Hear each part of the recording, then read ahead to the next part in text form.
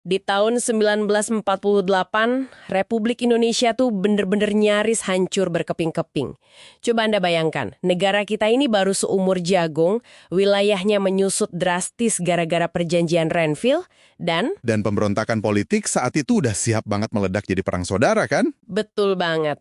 Nah, tahukah Anda apa senjata rahasia yang menyelamatkan negara ini waktu itu?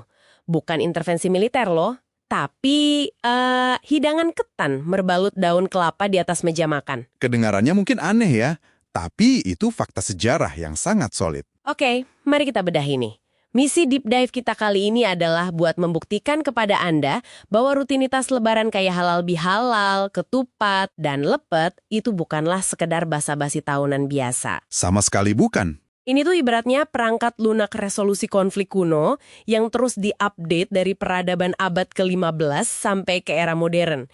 Dirancang dengan presisi luar biasa cuma buat menyatukan sebuah bangsa. Iya, dan buat memahami perangkat lunak ini, kita emang harus melihat kode dasarnya dulu di abad ke-15, jauh sebelum era kemerdekaan kita. Waktu masyarakat masih menganut kepercayaan kapitayan ya. Betul. Masyarakat Nusantara saat itu udah punya ritual mawas diri kolektif yang disebut Dharma Sunya. Terus, tradisi introspeksi ini diadoptasi oleh Wali Songo menjadi praktek amal lampah halal bihalal. Oh, yang konon catatannya ada di manuskrip Baba Cirebon itu kan? Iya, persis, di situ rekam jejaknya. Tapi pembaruan sistem terbesarnya, momen di mana tradisi spiritual ini berevolusi jadi alat pertahanan negara, itu terjadi pas krisis 1948 yang baru aja Anda sebutin di awal tadi. Kiai Wahab membedah krisis politik murni itu pakai pendekatan teologis. Gimana tuh maksudnya? Beliau melihat faksi-faksi yang saling menyerang ini itu terjebak dalam dosa kebencian. Sesuatu yang sifatnya haram secara agama. Jadi untuk menetralisir racun politik itu, Kiai Wahab mengusulkan konsep tohallul. Tohalul yang artinya mengurai atau menghalalkan ya? Benar. Idenya adalah mengubah friksi berdosa yang haram itu jadi bersih atau halal kembali. Mereka harus duduk bersama di satu meja dan ya saling menghalalkan. Tunggu. Jadi halal bihalal tahun 1948 itu pada dasarnya adalah KTT politik tingkat tinggi buat mencegah perang saudara yang disamarkan sebagai acara silaturahmi agama. Tepat sekali. Brilian kan? Wah, masuk akal sih kalau Soekarno pinjam istilah agama biar semua pihak mau datang. Tapi gimana ceritanya menyuguhkan beras bungkus daun kelapa bisa tiba-tiba menghilangkan amarah politisi yang udah siap angkat senjata? Kalau kita hubungkan ini ke gambaran besarnya, disinilah letak kegeniusan psikologisnya.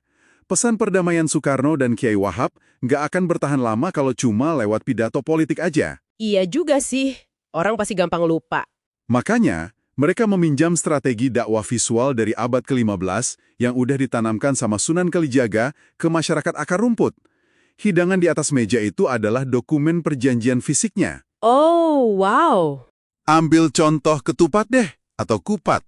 Ini singkatan dari ngaku lepat, yang berarti mengakui kesalahan. Terus ada laku papat, atau 4 tindakan utama. Lebaran yang berarti usai, luberan yang bermakna melimpah untuk berbagi, leburan yang berarti melebur dosa, dan laburan yang artinya kembali suci seputih kapur. Nah, iya. Jadi jelas, ini bukan sekedar permainan kata. Ada siklus psikologis yang memaksa orang buat berdamai secara fisik dan mental. Proses bukaan nyamannya yang ribet itu juga ada maknanya kan? Betul, itu memaksa Anda melambat. Sebuah metafora kerendahan hati buat mengakui kesalahan. Lalu pasti buka, Anda nemuin nasi putih di dalamnya. Yang dibungkus janur alias daun kelapa muda. Iya, dan secara simbolis, kata janur itu diserap dari bahasa Arab, Ja'anur, yang berarti telah datang cahaya pembersihan hati. Dan pembersihan ini harus dikunci permanen oleh pasangan ketupat, yaitu lepet. Ah, lepet. Dari frasa silep kang rapet, yang artinya mengubur dendam masa lalu rapat-rapat, tekstur ketannya yang lengket secara fisik tuh menyimbolkan eratnya tali persaudaraan. Bener banget, itu mekanisme resolusi konflik yang bisa dicerna siapa aja. Nah, disinilah bagian yang benar-benar menarik. Coba Anda ingat-ingat bentuk lepet. Tali bambunya sering sengaja dililitkan 3 kali. Meniru persis ikatan pocong atau kain kafan. Ya, sebagai pengingat visual tentang kematian kan? Iya, itu memaksa kita berpikir, buat apa melihara dendam kalau besok kita bisa mati? Itu metafora yang agak gelap sih, tapi jenius sekali.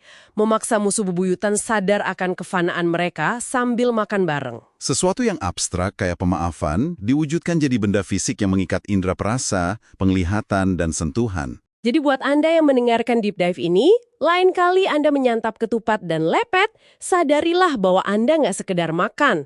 Anda sedang mengunyah dan merayakan strategi diplomasi Nusantara berusia berabad-abad.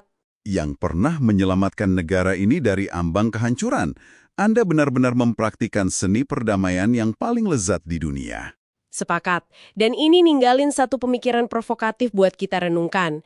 Kalau anyaman daun kelapa dan beras ketan aja punya kekuatan filosofis buat menyatukan Republik Indonesia di tahun 1948, Simbol budaya seperti apa yang kira-kira kita butuhkan hari ini? tepat sekali. Simbol apa yang kita butuhkan untuk menyembuhkan polarisasi ekstrim di dunia modern saat ini? Coba Anda pikirkan.